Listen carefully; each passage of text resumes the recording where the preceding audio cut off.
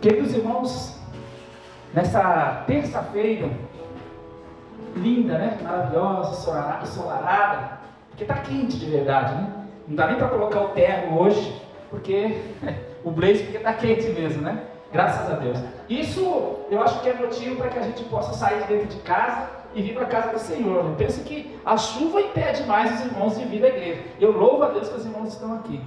Eu quero compartilhar com os irmãos uma passagem muito importante que nós estamos trabalhando nesses dias. Nós estamos trabalhando uma matéria de ensino, uma série de ensinos sobre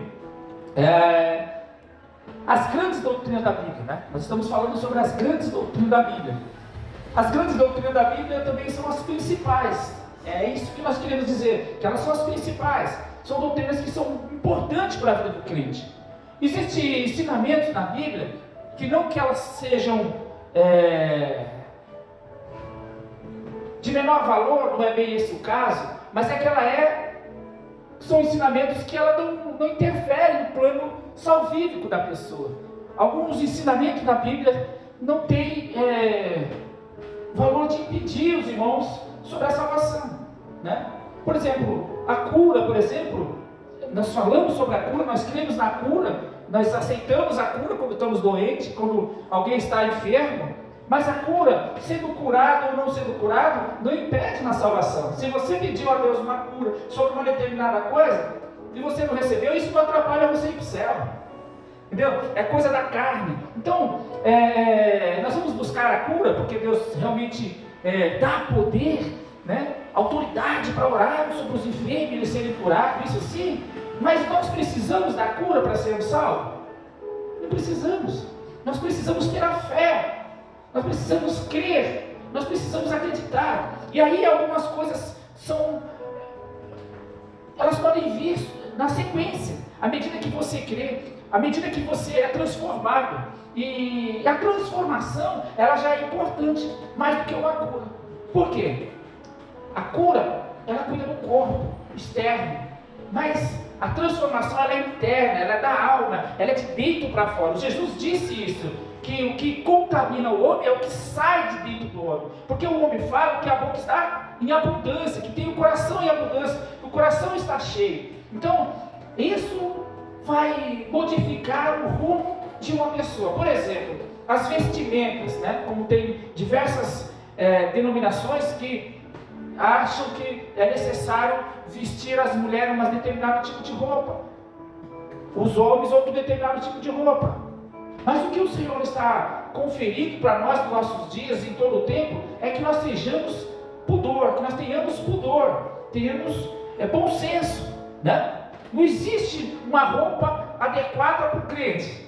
A roupa adequada para o crente é aquela que ele não escandaliza, aquele que ele não se sensualiza. Então, não existe. Até porque nós estamos vivendo um tempo tão diferente, tão distante da época de Jesus, né? Jesus andava, tinha um estilo totalmente diferente da vestimenta dos nossos dias. E a Bíblia diz que nós devemos também crescer, né, no conhecimento, e também temos a capacidade de evoluir a nossa mentalidade a ponto de entender os desígnios dos seus tempos. Devemos acompanhar, mas não nos conformar com as coisas do mundo, mas acompanhar a evolução do mundo de uma tal maneira que a nossa dignidade, e é isso que nós estamos falando, nós não podemos perder a verdadeira essência, a verdadeira base do cristianismo, do plano que Deus preparou para nós, e o qual nós vamos falar hoje é exatamente a salvação.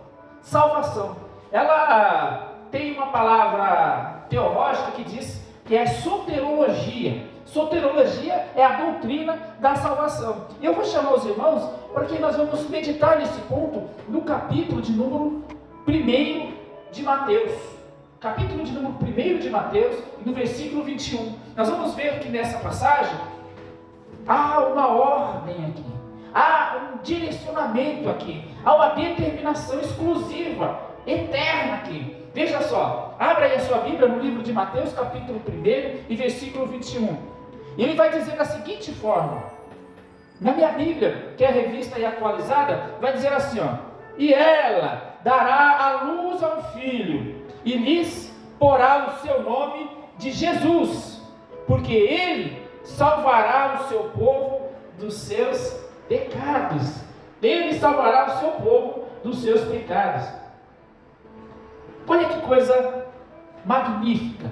Estava essa mulher chamada Maria em piedade. A Bíblia diz que Deus achou graça nela, porque ela era uma mulher que tinha uma vida de integridade na palavra. Ela tinha uma vida de integridade na condição de fé dela. Deus olhou e viu que ela era uma mulher íntegra, uma mulher que observava os estatutos e os mandamentos de Deus. E entre todas as mulheres, Deus achou graça por ela trazer um Salvador do mundo. Veja que o texto diz bem claramente que Ele salvará o seu povo dos pecados. Salvar. Salvação. Qual é a origem da salvação?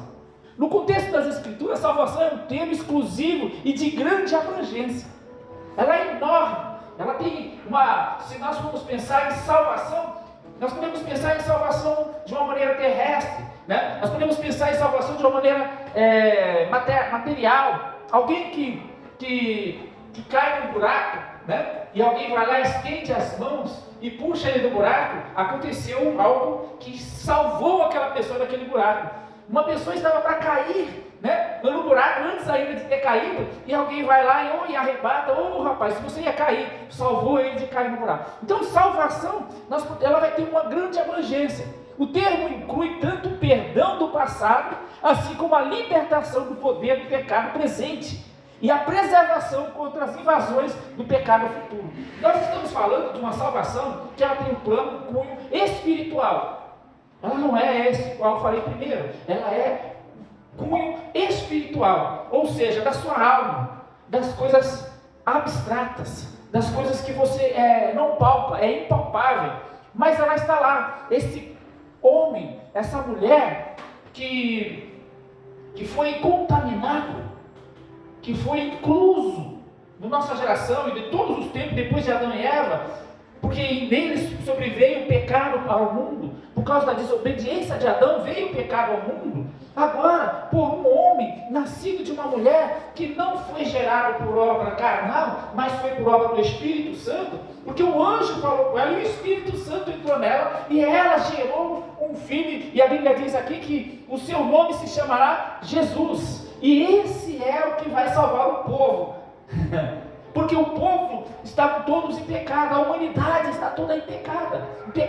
E isso o homem não entende, o homem não percebe, o homem não conhece, e ele não se dá a entender. Mas Jesus veio para salvar a humanidade do seu pecado. Porque é necessário que nós tenhamos em mente, conheçamos a Escritura Sagrada ao ponto de entendermos que o pecado abrange. E é importante notarmos que a condição do pecado, ela está aberta para qualquer um. O pecado é tanto para aquele que é cristão, crente, como para aquele que é não crente, ele incrédulo. Quer dizer que ele não crê em Deus, ele também comete pecado. Aí o camarada fala assim: não, eu não tenho nada a ver com Adão e Eva, eu não pequei. Mas ele está em pecado. É fácil você perguntar para ele assim: você sabe o que é pecado? Por exemplo, você falar para uma pessoa, você jogar uma pedra no vidro na casa de uma pessoa, é correto ou é errado? É errado. Por que eu vou jogar uma pedra no vidro da casa de alguém, se aquela pessoa não me fez nada? Portanto, ele sabe discernir o que é errado e o que é certo. Falar adulterar é correto ou é errado? Ele, não, adulterar é errado. Ele sabe as dependências do erro e do que é certo e do que é correto. Então a Bíblia nos deixa claro que quando nós erramos, nós estamos em pecado. Agora, quem é que vai nos redimir disso? Quem é que vai nos livrar dessa culpa, dessa condenação? Porque logo quem peca morre. E depois quem morre no pecado vai ser condenado. A Bíblia diz que ele vai ser lançado no lago de fogo. Ele vai ser lançado no Hades, no inferno. Por quê? Porque pecou. O pecado leva o homem para a profundeza. Isso faz o pecado. Mas aquele que anda na luz, aquele que é santificado, vão morar na eternidade. Jesus e a palavra de Deus é clara em dizer isso. Portanto, a salvação do Espírito na regeneração da alma e na santificação do corpo, na glorificação. Veja como que é isso. A verdade é que essa salvação ela traz essa regeneração. Quando nós entendemos que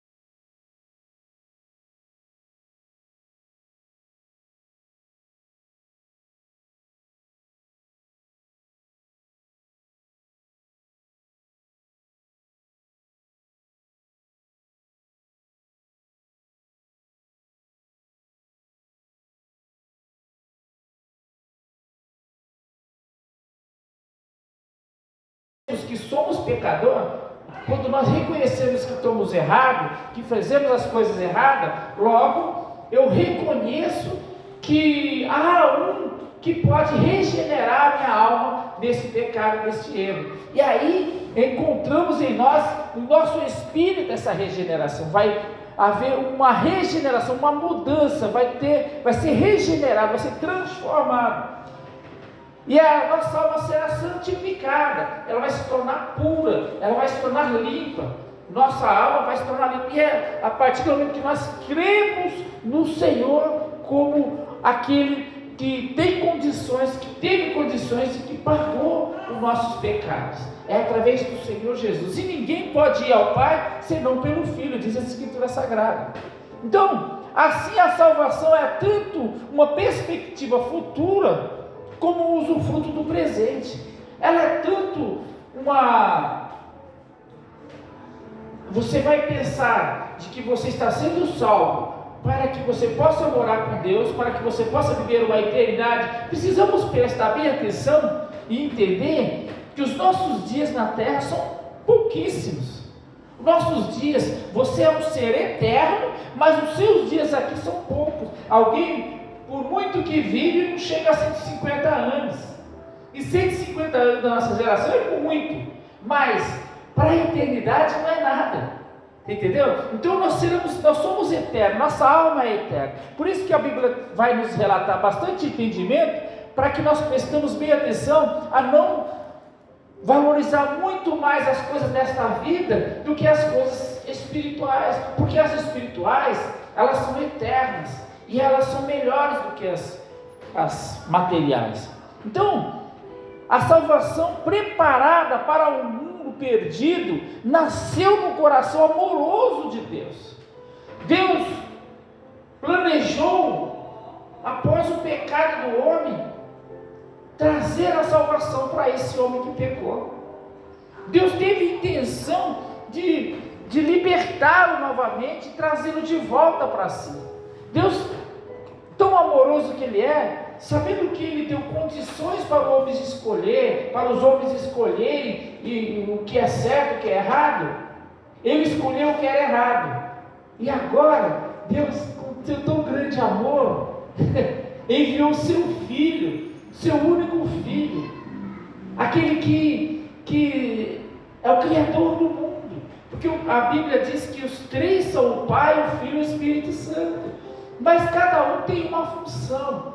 Cada um tem uma atividade. É como o ovo, né? Existe o ovo, existe a casca, existe a gema e existe a clara, não é verdade? Então cada um tem uma função. Esse dia minha esposa pegou e falou assim: olha, eu peguei a casca do ovo e bati ela e eu coloquei no meio da planta e olha como ela está bonita, está crescendo. Essa casca teve uma finalidade de fortalecer a raiz aqui e está germinando, está dando mais, está ficando mais bela. Olha como é que ela está bonita, ela mostrou para mim. Entendeu? A casca tem uma função, mas a casca, ela difere do ovo? Não difere do ovo. Aí você pega a gema, a clara, e bate ela assim, faz aquela batida e faz aquela coisa. Às vezes as pessoas usam essa clara até para fazer uma decoração no bolo, e ela tem uma sua função. A gema tem outra função, você bate ela lá e faz. Eu nem sei tanto para que tanto serve, mas é muito importante cada uma das suas funções separadamente. E assim é a Trindade, o Pai, o Filho e o Espírito Santo, cada um tem uma função. E o Pai disse a quem? O Pai disse que a Maria iria ter um filho, ia dar à luz, e o seu nome ia se chamar Jesus. O Pai mandou o seu Filho, o unigênito, para que nascesse, para que se incorporasse, para que viesse viver em nosso meio, ser moldado com este corpo, né? Ser formado, ter formação humana, para mostrar para o homem que através do seu Filho a humanidade pudesse ser salva. E ele disse no versículo, né, para que trazer a salvação ao povo do pecado. Olha que Deus tão amoroso. Ele deu condições para você. Se você tem um filho e você dá a ele condições de escolher o que ele deve fazer ou o que ele não deve fazer, mas ele escolhe fazer o que ele não deve fazer, ele não deixa de ser seu filho, mas ele, por causa do seu erro, vai ser punido por ele. Não é assim? Uma pessoa que seu filho, que você diz para ele assim: não põe a mão no fogo, porque você vai se queimar. Ele não dá atenção e vai lá e o que acontece? Queima-lhe o dedo.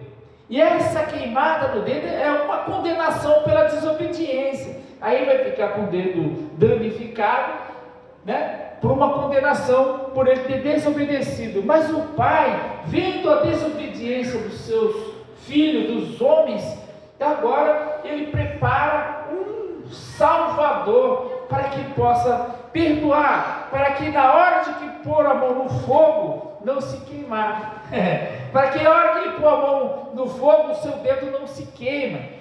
Por quê? Ele foi regenerado, ele foi transformado por esse plano salvífico de Deus. Deus tem esse desejo, e no dia da queda do homem, Deus prometeu que ia enviar o Salvador.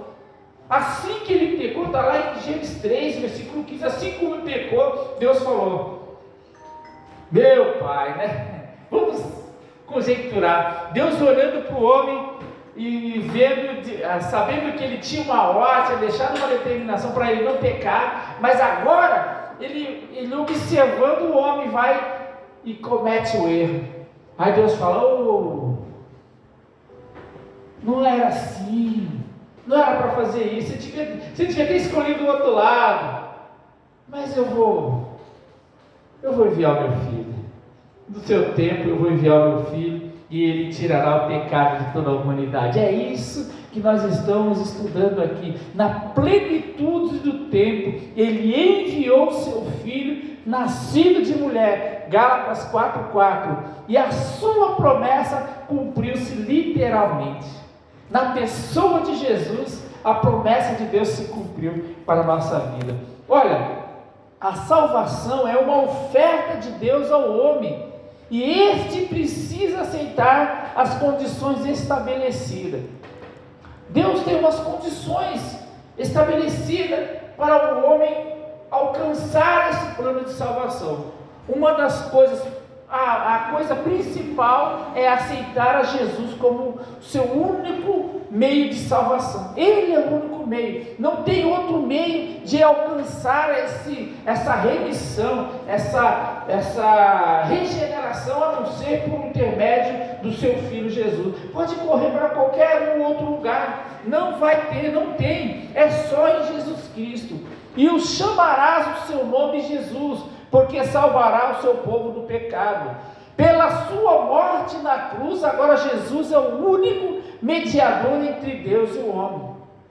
Nas palavras de Simeão, podemos observar que Jesus é o sinônimo da salvação. Agora, Senhor, despede o teu povo em paz, pois já os meus olhos viram a tua salvação. Nós lemos isso em Lucas capítulo 27, versículo 30. Pois já os meus olhos viram a salvação. As coisas vão se moldando ao redor de Jesus. O plano salvífico. Então, só em Jesus. E Simeão viu que também estava nele o Salvador. E Jesus estava a salvação.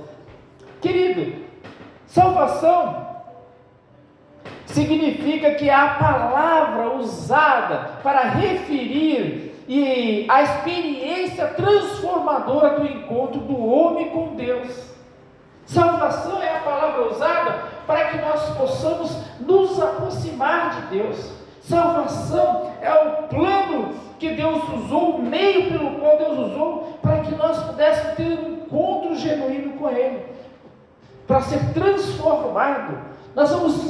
Acontece uma mudança muito grande quando nós aceitamos esse plano salvífico de Deus, reconhecendo o Senhor Jesus como o único meio para a nossa salvação. Acontece uma transformação, acontece uma mudança, meu irmão, acontece uma mudança, uma transformação acontece.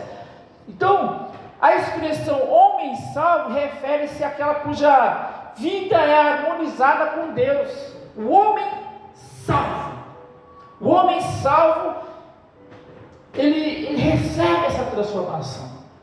E às vezes essa transformação é imediata, porque a partir do momento que a pessoa aceita o Senhor Jesus genuinamente, ele entrega a sua vida ao Senhor Jesus, uma transformação acontece. O seu ser é transformado. Ele libera uma adrenalina diferente dentro do seu interior. Ele não deseja mais pecar. Olha que coisa forte. O homem não deseja mais fazer a coisa errada. Não que ele não venha fazer coisas que estejam erradas, porque a carne ainda vai estar em nosso ser. Enquanto estivermos vivos, teremos domínio da carne sobre nós, mas teremos que sempre dominar a carne com o nosso espírito, com o Espírito de Deus. Então essa transformação vai acontecer, é algo extraordinário. Então, essa palavra salvação, ela também vem do grego, e ela tem uma tradução que é tornar o estado perfeito, tornar ao estado perfeito, ou seja, estava torto, estava errado, estava desconfigurado, e a partir de que aceitamos essa salvação, esse plano salvífico de Deus, o plano muda. Nós agora passamos para um estado perfeito, e isso vai gerar a transformação. Isso significa restaurar, isso significa levantar da queda que se causou. Você caiu, a humanidade está caída. Romanos vai dizer, o apóstolo Paulo, que todo homem pecou e destituídos estão da glória de Deus. Tiago? Todos os homens pecaram e destituídos estão da glória de Deus. Só que por meio dessa salvação, essa palavra no grego significa levantar, restaurar-se da queda que se levantou, que se deu. A pessoa teve caído, mas agora ele será levantado pelo poder transformador do sangue do Senhor Jesus Cristo, da morte na cruz do Calvário. Esse plano redentor é algo extraordinário. E vou te falar uma coisa: não se compra, não se acha nas prateleiras por aí. Você não vai comprar isso daí. É só no sangue poderoso de Jesus que se derramou na cruz do Calvário. Só por meio dele. Não adianta procurar em outro lugar. Não há quem possa salvar a não ser o Senhor Jesus. A sua graça é salvador. Deus planejou isso e Ele derramou essa graça para você. Ele derramou essa graça para mim. A justiça de Cristo que atua de modo sobrenatural na vida do homem, transformando a sua criatura.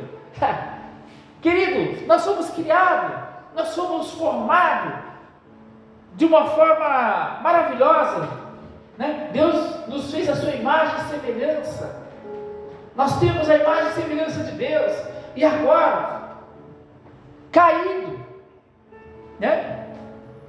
Derribado, imundiçado, entrou no lamaçal, sujou-se por completo. Agora, a justiça de Cristo atua de um modo sobrenatural na vida do homem, transformando essa pessoa em uma nova criatura. O plano salvífico nos faz ser transformado em uma nova criatura, não mais a mesma criatura do pecado, mas agora uma transformação acontece. Não é mais aquela mesma criatura, agora nós somos chamados filhos de Deus. Você era criatura, mas agora você não é mais criatura, agora você é filho de Deus. Quando aceita esse plano, entende esse processo, Deus vai lhe chamar não mais de criatura, agora mais uma nova criatura, um filho de Deus. Então, o que gera isso? O que traz condições para isso? Na verdade, é o arrependimento. O arrependimento e a fé são condições necessárias para que nos envolvemos na parte, que são processos do homem para um plano salvífico de Cristo. Quando nós nos arrependemos, veja que João Batista entendeu isso, foi chamado para falar isso. Ele estava no deserto, pregando aos homens, ele dizia abertamente: arrependei-vos, porque é chegado o Filho do Homem. Arrependei-vos dos seus pecados e sede liberto. Creia no Senhor. Eis que veio um homem no qual eu batizo vocês com água, mas ele vos batizará com água e com fogo. Porque precisava crer. É um plano salvífico, é um processo que é necessário que se desenvolva para que as pessoas possam alcançar de fato essa salvação. Essa salvação ela é tremenda, ela é tremenda. Ela opera a transformação na pessoa. Querido, ninguém se engane, porque alguém diz que eu aceitei Jesus, eu estou em Cristo. Se você vai ver uma vida transformada, uma vida diferente, uma vida mudada. A vida dele é totalmente diferente de uma pessoa carnal, entendeu? Ele não vai mais se sujar com as coisas desta vida.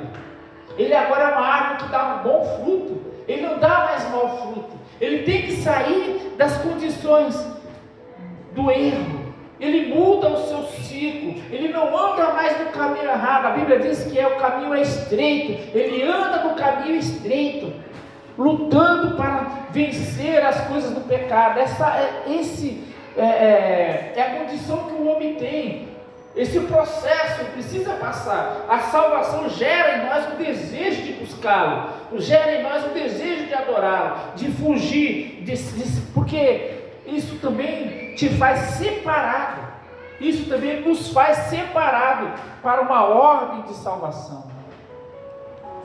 Exige uma ordem, no sentido de uma sequência de passos para a salvação.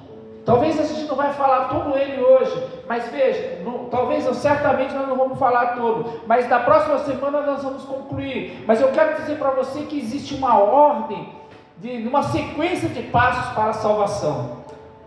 Olha, rigidamente não se pode fazer tal afirmação. Entretanto, pode-se afirmar um processo que envolve uma pessoa humana, bem como a ação de Deus. Esta é primordial. O que?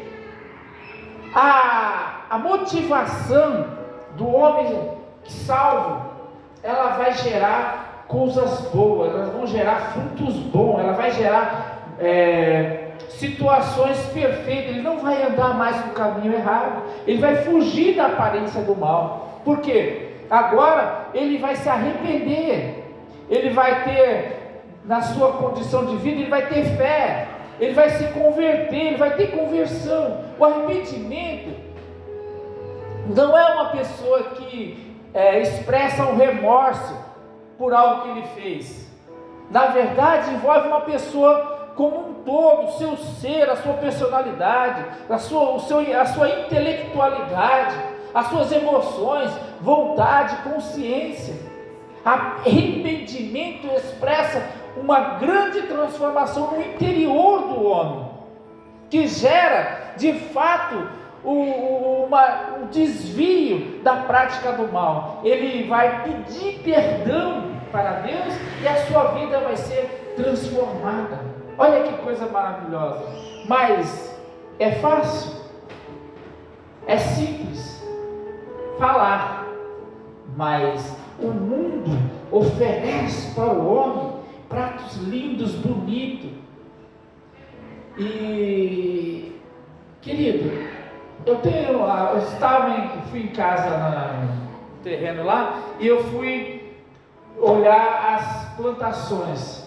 Eu tenho um pé de manga e ela está dando fruto, está com uns frutos pequenininhos. Só que essa seca, ou foi de propósito, ou queimou a coisa lá, e pegou fogo na lateral da minha seca lá, e queimou todos os ponta-leite, e ainda também entrou fogo e queimou uma metade de uma árvore. A metade do pé de manga assim está tudo vermelho, tudo que as folhas ficaram secas, ficaram queimadas. Mas a outra metade do lado de lá está assim, ó, de fruto, está assim de manguinha. E nesse pé ele dá umas mangas enormes assim. Da vez que ela deu fruto, eu tinha umas mangas enormes, estava carregado de manga bonita assim. Depois ela passa um tempo para dar de novo, e agora ela está lá para dar. O que eu quero dizer com isso? Essa árvore, ela não vai dar caqui, ela não vai dar jabuticaba, ela vai dar manga. Essa árvore, ela vai dar manga. Ela vai ser doce ou não, mas ela vai dar manga, porque a sua natureza, ela pode pegar fogo na lateral, pode queimar-se toda ela vai de novo frutificar e vai dar manga. É isso que o cristão passa a fazer. Você foi nascido na regeneração por Jesus Cristo, voltou-se agora uma nova criatura. Você vai dar fruto do Espírito, você vai dar fruto da natureza que Deus te criou. Você é uma natureza abençoada, você é um ser transformado. Você não tem mais a natureza da carne, mas tem a natureza do Espírito, e isso vai fazer com que você dê aqueles frutos dos quais o Espírito Santo dá, como está lá em Gálatas, né? O fruto do Espírito. Você agora é transformado. Se não for assim, irmão, não se engane, porque a árvore que dá mau fruto, ela não presta, ela não vai ser transformada, porque ela não está na regeneração. Então você vai ver que é necessário, porque nós fomos gerados para dar bons frutos. Então nós vamos dar bons frutos. O Senhor nos transformou para sermos e darmos bons frutos. E isso, na pessoa do nosso Senhor Jesus Cristo, nós somos transformados por meio dessa salvação. E eu vou encerrar por aqui. Eu vou deixar para nós começarmos comentando mais um pouco na próxima semana, e vou falar sobre a fé, sobre a conversão, sobre a regeneração, e também sobre a justificação, e ainda tem mais a santificação. Esses são passos que podemos dizer que propiciam-se pelo meio da salvação. Os salvos têm esse comportamento, eles se inserem nessas medidas que o Senhor coloca sobre nós. E essas são medidas boas, são medidas agradáveis de se ter, porque o Senhor transforma o nosso coração para sermos. Também vamos ver com isso, nessa doutrina da salvação, que é uma das principais doutrinas, que é a presciência de Deus, da salvação, a eleição, a predestinação, o chamamento, o determinismo e o livre-hábito. Nós vamos ver sobre isso, nós vamos falar, não vou de fato aprofundar totalmente, mas eu vou passar esses pontos panorâmicos para que os irmãos entendam o plano da salvação que Deus tem para a nossa vida. O que acontece? Que não é só ser salvo, e aí a gente pode entender esses mistérios que tem por intermédio da salvação. Amém?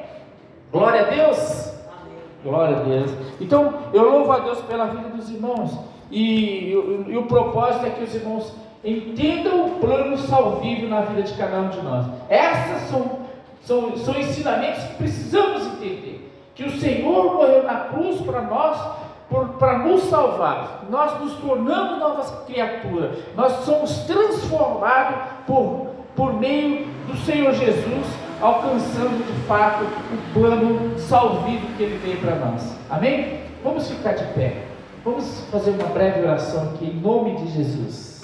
Querido Deus,